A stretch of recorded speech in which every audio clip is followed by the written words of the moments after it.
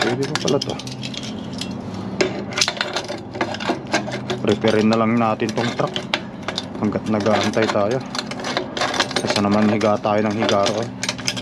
Nakakaumay na rin eh. Tagal magantay. Ayan guys, hindi na to pwede. Papalitan ko na talaga ito. Kailangan ko ng palitan. Wala nang pagkakapitan yung mga ano. Tignan natin oh.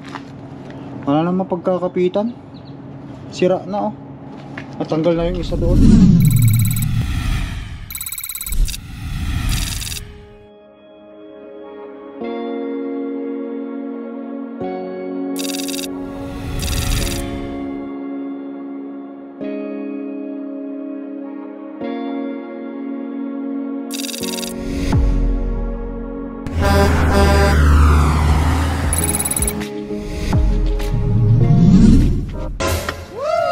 Guys, good morning.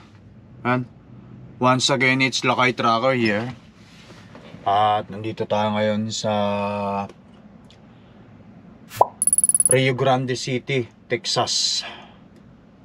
Dito na ako nagpark sa sa Walmart mula nung nakapag deliver tayo dun sa Hidalgo, Texas. Sa mga nakasunod na.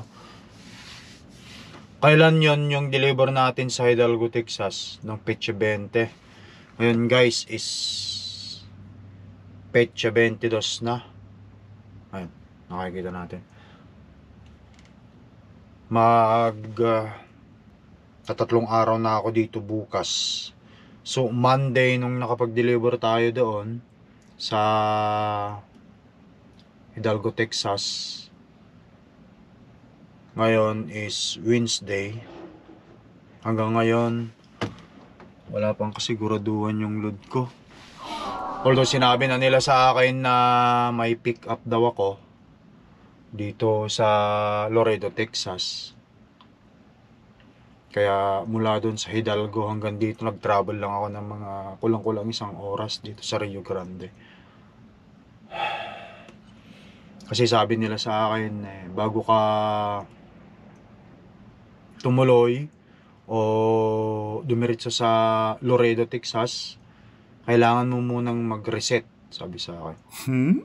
Kaya isip-isip ko naman, ba't ko kailangan mag-reset? Ang dami ko pang oras. Nung nag-start ako mag-drive doon, nung pagkatapos ko mag-deliver, meron akong natitira pang 35 hours. 35 hours pa. And then after 7 days, kung nasa US ako, or 8 days, recap na yung darating. May mga recap nang darating sa akin. Kasi nakapag-drive na ako guys ng mula pag-alis ko ng bahay. Pag-alis ko ng bahay, Petsa 16. Tapos nag-travel tayo from Winnipeg all the way to Hidalgo, Texas. 5 araw. It took me 5 days yung isang travel na yon sa isang pangarga. So naka 5 araw na ako. So may 30 may 30 plus something na akong nagamit sa 74 hours ko. Tapos may natira sa akin 35. So 2 o 3 araw babalik ang recap sa akin. Marami akong oras kung tutusin. So nga lang sinabihan nila ako na bago ka dumiretso doon sa Laredo, Texas, kailangan mo munang mag-reset. Wow! Sabi sa akin, meron daw silang nakitang load doon na pupunta ng Vancouver. Mula dito o mula rin sa Laredo, Texas hanggang Vancouver guys, 2,500 miles something yan. Mga 5 to 6 days na biyahe. Wow! Ang mangyayari. Kaso nga lang, siyempre hindi ko pa nasigurado kung positive nga yun, although sinabi na nila sa akin. Kasi wala pa akong load information Wala pang load information na binigay sa akin. Sabi nila bukas. Ngayon Merkulis bukas daw ang pick up, Huwebes. Ngayon, hanggang ngayon wala pang load information. Anong oras na? Mag-aalas 10 na. Nakakainip minsan pag kayong ganong katagal. na maghintay. Ewan ko, baka wala siguro silang makitang load na ano, right away. Kasi kung tutuusin, marami akong oras na driving. Hindi ko need talaga mag-reset dapat. Kung talagang meron lang silang load. Kasi yung travel ko nga mula Winnipeg hanggang sa Hidalgo, Texas is 3.5 days lang yung travel kung dire-diretso eh. Dahil nga sa haba rin ng delivery appointment, so meron pang isa't kalating araw na standby ko bago ko nakapag-deliver ng Monday. So, pumalo ko ng 5 araw na nasa labas bago ko na i-deliver din yung load ko na yon, yung galing sa Winnipeg. Ayan. After ko na-deliver yung load ko na yon, sa mga nakasunod, nakita nyo naman nakapagpahugas na tayo at naka-ready na talaga for reload. Sinabihan ko yung dispatch ko kung saan ang direction. Sabi sa akin, yun nga, Laredo, Texas. Huwag ka munang didiretso doon hanggat di ka nakapag-reset. Sabi sa akin, kailangan mo mag-reset. Kaya ngayon, nandito ako sa Walmart parking area kung saan dito na ako naghanap ng dito na ako huminto guys. Gawa nga ng at least dito kung sakali man may makakapag grocery, makakabili tayo ng kung ano na mura. Yan, may mga pizza dyan, bilihan ng pizza. At may mga truck din dyan na nakapark, oh. Kita nyo? Kumbaga sa ano, dito, sa parking area na to, kung nasaan tayo, legal naman magpark. Okay lang naman. Nakakainip guys yung ganito. Kasi, since 20 ng hapon nandito ko, 21, 22 na ngayon, 2 araw na, magtatlong araw na ako bukas. Wala akong ginawa kundi pag may pagkakataon, naiinip, mag-exercise. Wow! Buhat-buhat. Tapos, linis ng truck, walis-walis. Tapos, kumain.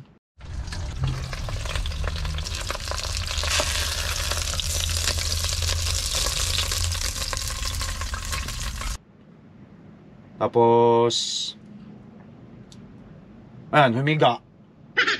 Pag nainip, uupo na naman dito. Sa upuan dito. Cellphone. Wow! Para kang, para kang bilanggo. Okay lang sa akin kung, na nasa bahay lang ako kahit gano'n ang sitwasyon. At least, alam ko, kapiling ko pamilya ko. Kasi dito, pag nandito ka sa karsada, kailangan mong paandarin ng truck, mag-idle ka para magkaroon ng karga yung battery mo. Kasi siyempre hindi tumatakbo, nadidrain din yung battery, charge ka ng phone mo. Yan, magpainit ka sa microwave, magluto ka sa kalan mo kasi meron naman akong kalan dito sa electric. Kaya nakakainip guys, para kang bilanggo pagka yung ganito. Wala lang talaga siguro silang makitang pangarga na na right away. Kaya ganun. But anyway, may pagkakataon na kung i-repair yung truck natin. Babayin natin guys, repairin ko yung mud flap. Kasi baka sakaling maya-maya ibigay na sa akin ng aking ang aking load information. Ba tayo?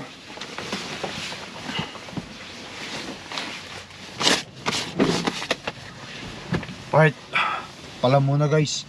Bibili muna pala ako ng tubig ko dyan sa Walmart bago natin bago ko ayusin yung yung ating mag-plug. Bili muna ako tubig, tara.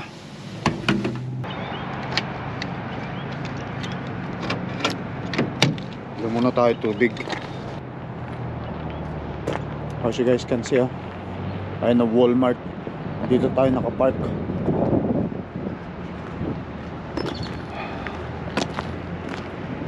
Tambay ang lakay sa Walmart. Wow! Sa parking area ng Walmart.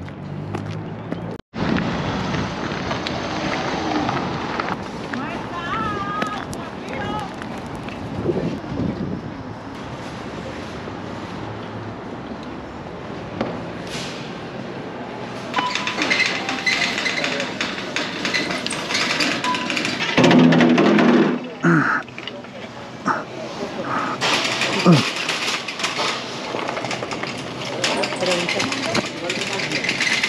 guys, nakakuha na tayo ng tubig. Bumili rin ako ng saging tsaka kamatis. Let's go!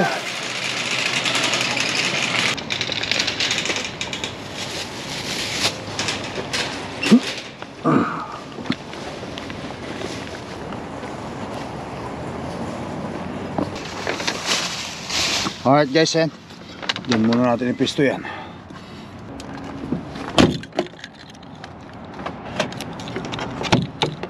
Ngayon, tara, reprint na natin yung dapat nating reprint dito sa truck guys.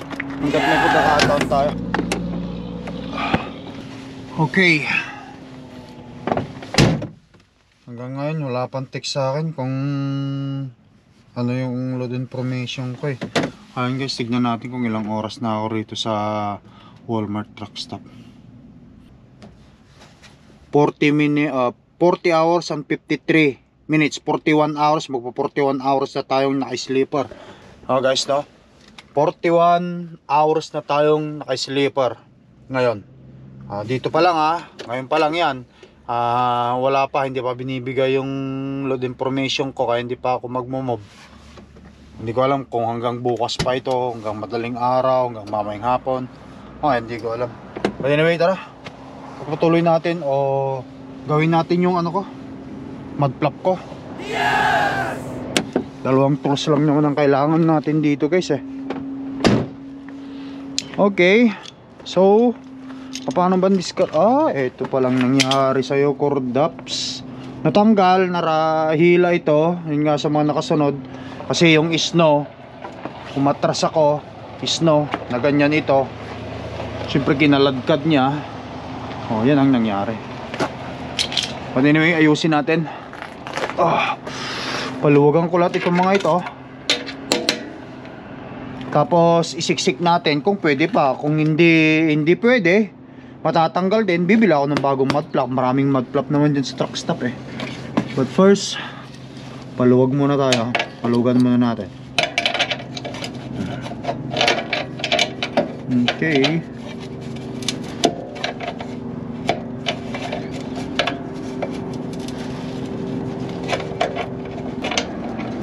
Hindi ata pwede itong tools ko na to. Hindi pwede, bibila ako dyan sa Walmart. Dami dyan sa Walmart eh.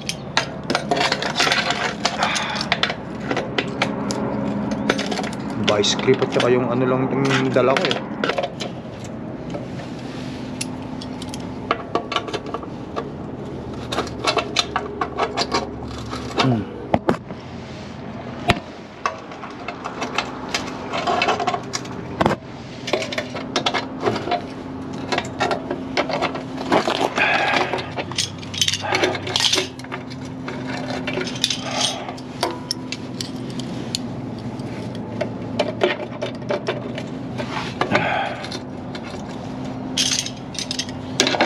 Pwede pa pala to.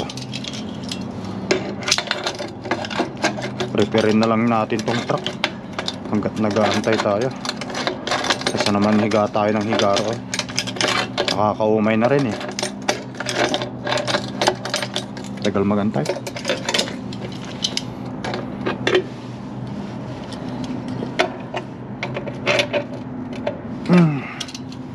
Tsaga-tsaga lang. Ganyan ang tracking eh. Magtiis. Kailangan magtiis. Hindi araw-araw Pasko lagi, sabi nga nila eh.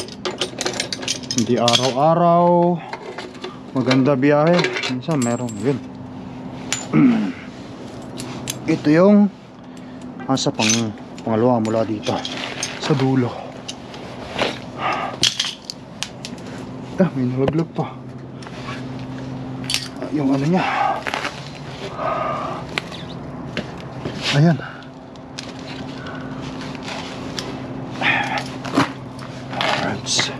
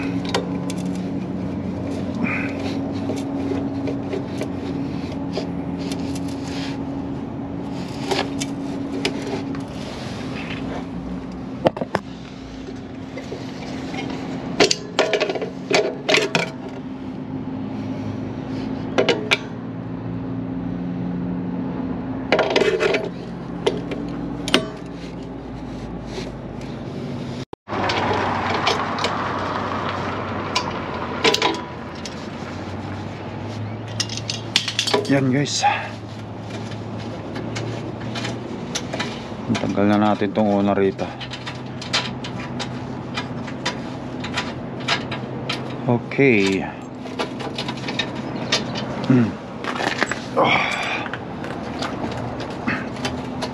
Kasi kung walang mud flap guys, masisita tayo ng pulis niyan, ticket yan. Kasi delikado ang pag wala kang mud flap. Kasi kapag may bato dyan, nasagasaan ng truck, makakatama yan sa tao. Alright. Okay, so ito yung number 1. Hindi tayo malito.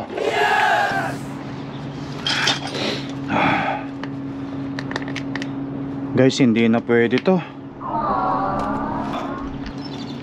Ayan guys, hindi na to pwede. Papalitan ko na talaga ito. Kailangan ko ng palitan.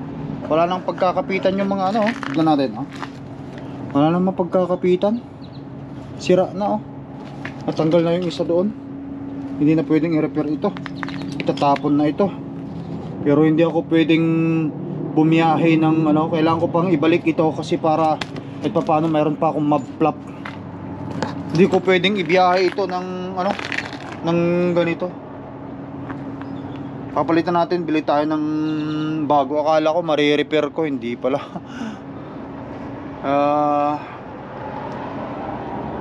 Titingin ako dyan sa Walmart kung mayroon dito sa Walmart. Alright guys, ayan. Bumili rin ako ng tools ko kasi hindi obra yung ano, yung mga tools ko dyan. Bumili ako ng wrench. Medyo mainit. Utang ko nga itong aking ano, jacket. Yung sweatshirt ko dyan. Wala silang mud flap guys na paninda dyan, kaya balik ko yon. Bili na lang ako dun sa truck stop dyan kasi hindi pwedeng wala tayong mud flap. Balik muna natin ito. Tanggalin ko muna itong isang to.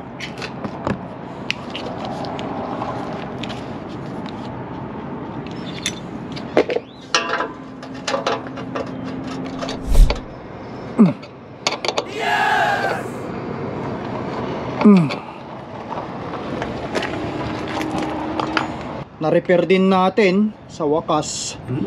Ayun, oh. Ito yung side na to, itong isang to talagang buo pa ito.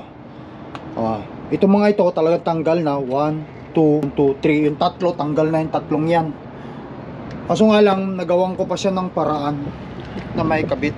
Ayun, kung sakali man ang gulong na to, yun, at may mataas na ramp dito, snow o bato at matrasan ko at maipit ito, matatanggal na naman ito. Pero kapag matanggal ulit ito, bibili ako ng bagong ito. Kahit anong gawin mo, hindi mo na mahihila ito. Kasi talagang naipit ko at linagyan ko ng ano doon sa kawang niya doon, mga ano kanina. Ayan. Pwede pa. Ayun. Ngayon, i-check naman natin ngayon yung ano, loob ng hood ng makina ng truck natin guys, bago tayo lumarga. May pagkakataon tayo eh. Let's go.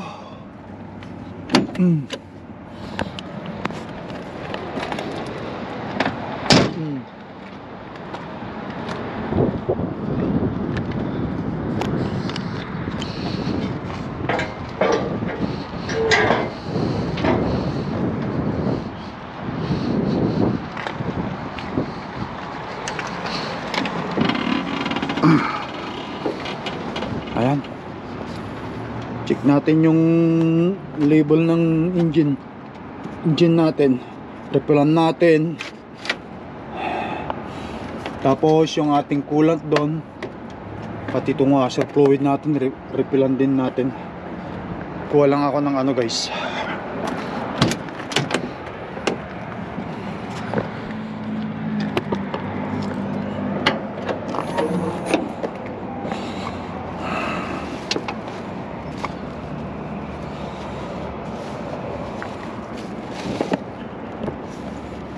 natin kung mayroon akong ano dito, Meron. Walang laman yan. Ito meron pa. Meron pa akong pang refill. Refillan natin yan. Tapos yun sa kabila, kunin natin yung coolant ko sa kabila.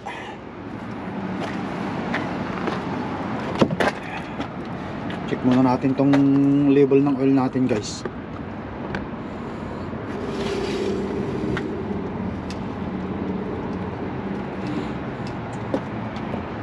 Mukhang ano na, mukhang mababa na, guys, oh. Ayan. Okay. Ayan, guys. Medyo mababa na siya. Refillan ko na lang siya. Okay. Oh, ayan, oh. Nakita natin yung guhit dito, arrow. Tapos nandyan yung langis niya na itim. So parang nabawasan siya. I-refill muna na. Refillan muna natin.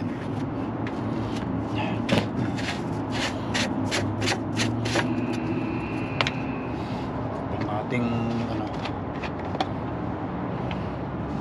ginagamit ko 10W30 na Delo, guys, for heavy duty diesel engine oil, sabi niya. Nandiyan lahat yung mga marka. Meron kasing ano ang bulbo, guys, yung ano nila, yung specific na pwede mong gamitin.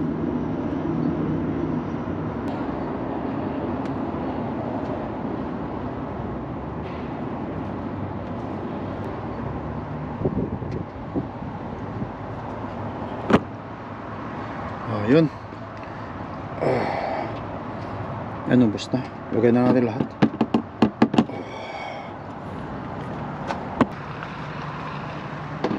Alright, guys, ayan, na-refillan na natin. Punasan natin yung mga tumulo.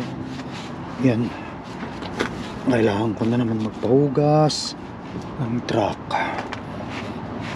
Ayan. Ngayon, refillan natin itong ano, kunin ko lang yung ano ko dun sa kabila, kung ano natin, washer fluid, Walmart. Ayan. Okay, kunin na rin natin itong ating ano, coolant, para sa coolant. Ayan, kasi talagang nasa minimum na rin siya. Lagyan ko yan. Kunin muna natin yung washer fluid natin.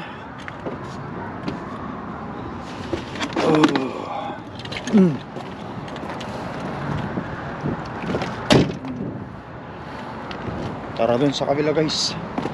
Alagaan lang natin ang ating unit para tumagal si Cordapia. Ito, de-icer windshield washer. Kailangan natin ito kasi nagni-negative pa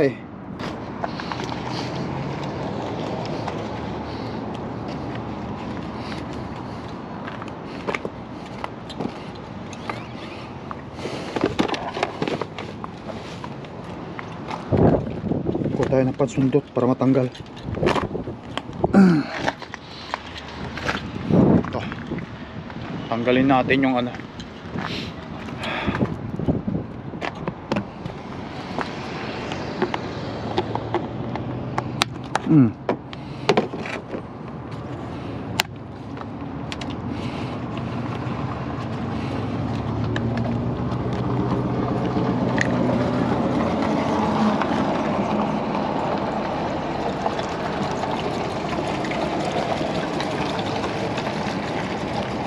sabi nga nila, guys, by the beginning of the ship, check your engine level, windshield washer, coolant.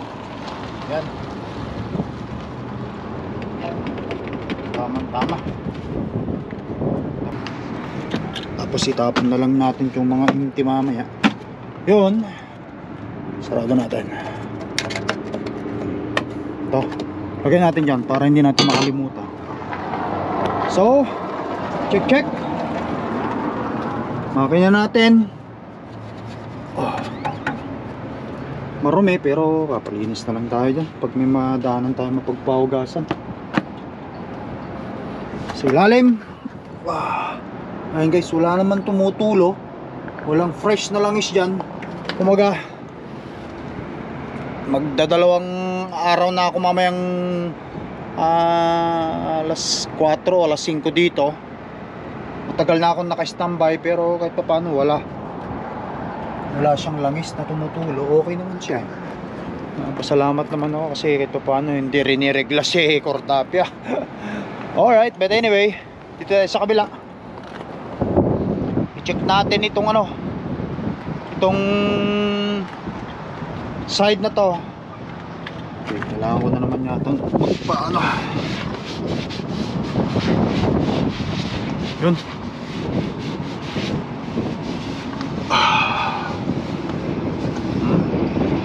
Alright, sa ilalim wala akong nakikitang hindi kaaya-aya.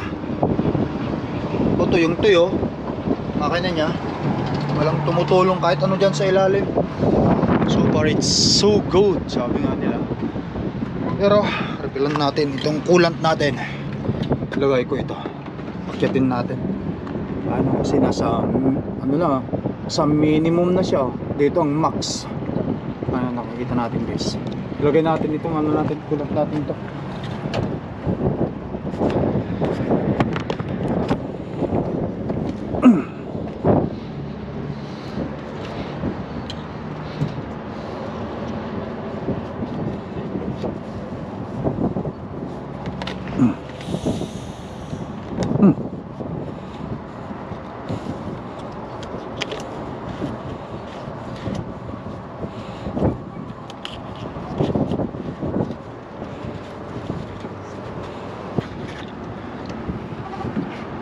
Refill muna tayo. Ulan.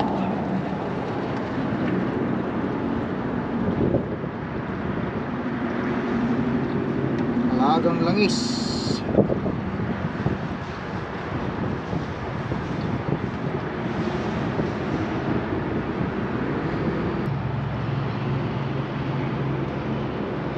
Alright guys, ayan. Alagang langis lang si Cordapia para tumagal ang ating truck. Diyan ka lang muna. Tapos sarado natin. Punasan natin yung mga spill natin. Alright, yan mga tulo-tulo.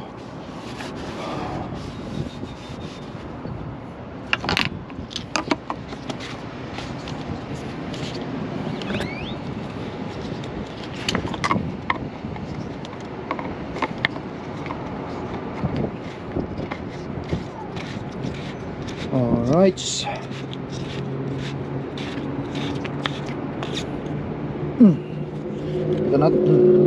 So, ayan, tama-tama guys. Nasa maximum na naman siya.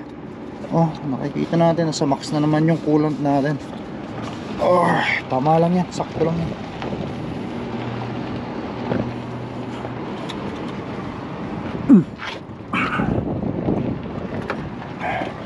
Nasa natin, marami lang talaga oh. Kita nyo, kapag pinunasan mo labas yung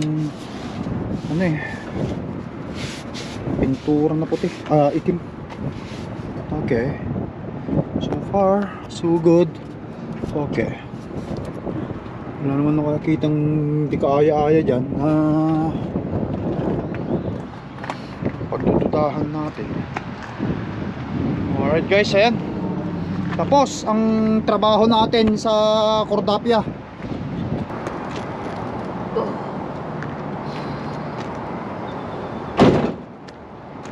Sure natin nag-lock.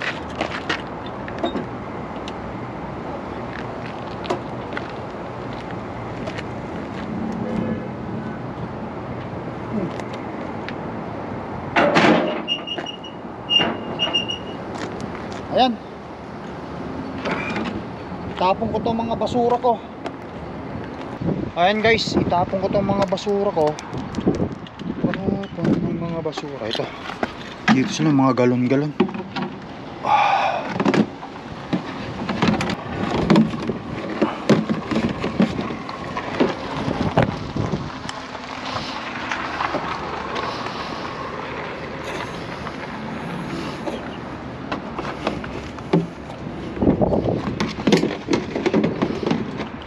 dito ka muna bago ko itapon yan. Ligpit muna natin itong mga gamit natin to guys, baka mamaya biglang mawala eh.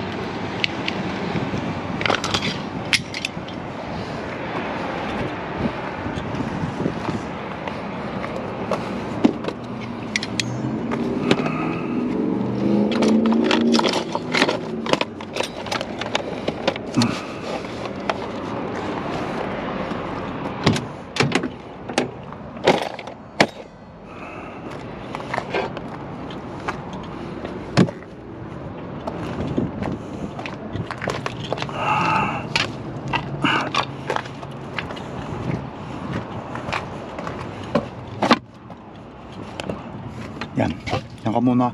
Tapos itapon muna natin itong basura natin.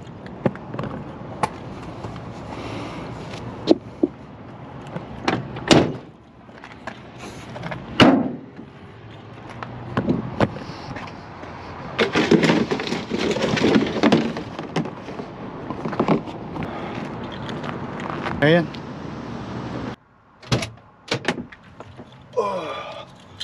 Alright guys, yan. Tapos yung ating pagkukumpuni sa truck. Ito pa nagawang ko ng paraan na hindi na ako nagpagawa sa mekaniko kasi simpleng trabaho lang din naman yun. Kumbaga kaya natin gawin. Basta may tools lang na ganyan. Okay, so balik ko ito sa lagayan ko. Kasi puno na dyan sa mga kabihol ko eh, kaya ilagay natin dito. Ito ko nilalagay sa taas. Okay. Tapos yung mga to para hindi ma-frozen nandito lang. Kasi nung nakaraan na frozen yan eh. Yan.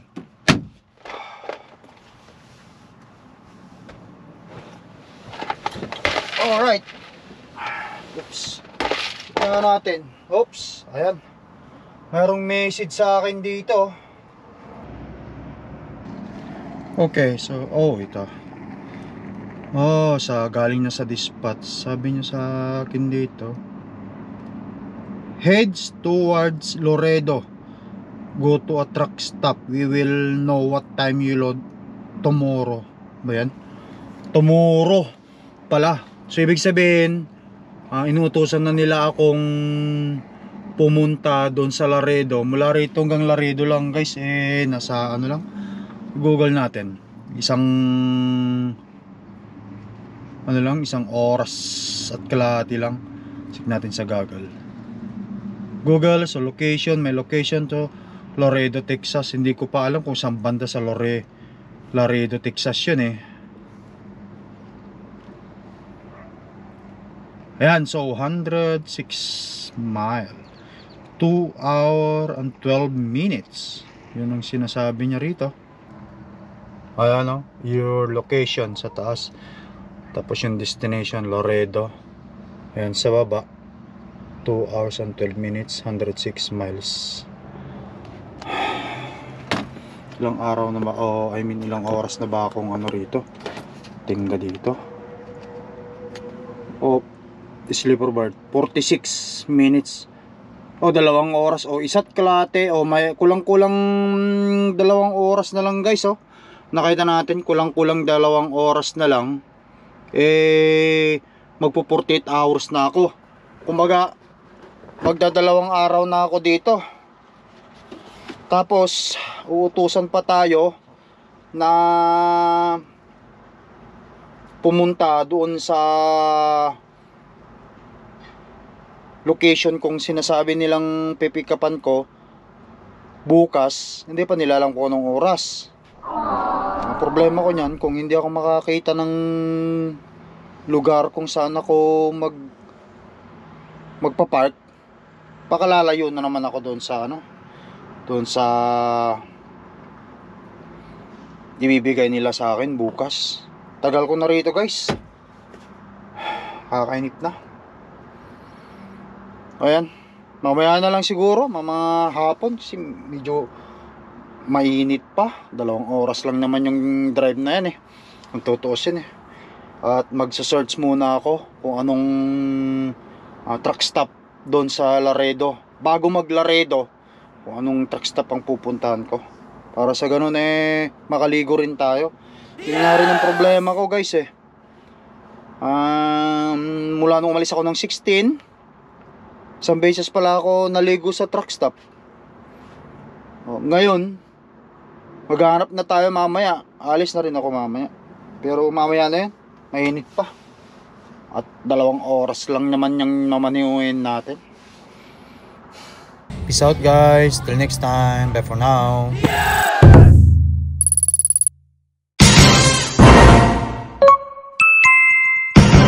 Lakay Trucker.